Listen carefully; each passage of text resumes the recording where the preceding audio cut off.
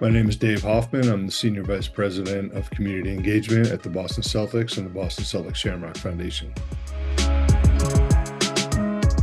To me, social justice means everyone getting a fair shot, same opportunity to maximize their potential and thrive, regardless of where they start, regardless of what they look like and who they are. Whenever I'm asked about the Celtics' social impact or social justice commitment, I immediately think about the concept of DNA. My mind immediately goes to ancestral DNA analysis and how an individual could swab their cheek, send in that cheek swab for analysis, and learn about the lineage, learn about the background of their family going back hundreds of years, maybe even 1,000 years, and how that individual might not be cognitively aware of where their family came from, but it's alive and thriving at the cell level of their biology. And when I compare that to the DNA or the identity of the Boston Celtics, it was the zero-time NBA champion Boston Celtics that drafted the NBA's first Black player, Chuck Cooper, in 1950.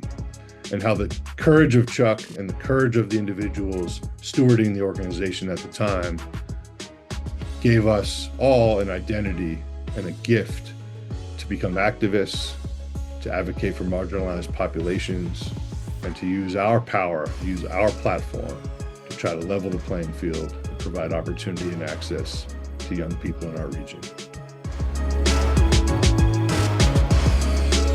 Raise the Age is a bill here in Massachusetts that seeks to extend the jurisdiction of the juvenile court system from currently 17 years old to 20 years old for nonviolent crimes. The Boston Celtics Shamrock Foundation supports this legislation because we fundamentally believe in the effectiveness of the juvenile corrections operation here in Massachusetts. We believe that young people who spend time in juvenile corrections will have better outcomes in regards to rehabilitation, workforce development, and continuing education, and will likely maximize them reaching their potential as their brains fully develop well into their 20s. I think one of the most challenging aspects of facilitating community work in professional sports is how many different cause areas there are out there, and how much need there is, and how many different places you can choose to invest your time, energy, and resources. As you conduct landscape analysis and needs assessments from the nonprofit sector in your region, you come across food insecurity warriors, people that are trying to combat the homelessness or addiction crisis, people out there that are trying to ensure that all young people have access to educational opportunities, people out there trying to tackle maternal health issues or infant health issues, disparities.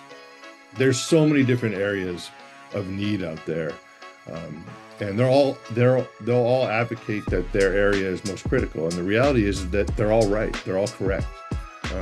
They are all extremely important.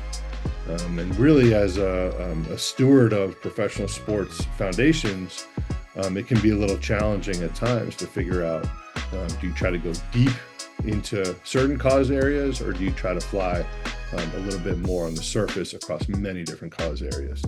One of the things that's really helped us here is to do some long-term planning and some strategic planning, so that you can kind of build in to your investment strategy, your arc, and your areas of investment. And that's been really helpful for us to maintain focus. I think any wisdom that I would offer would be to, whatever it is that you choose to do it authentically. Be you.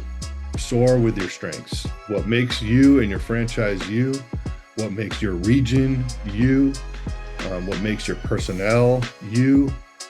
Stir that up into a pot and come up with something that you can address and attack authentically. I think if you do that as a starting point, I think things tend to flow pretty seamlessly after that.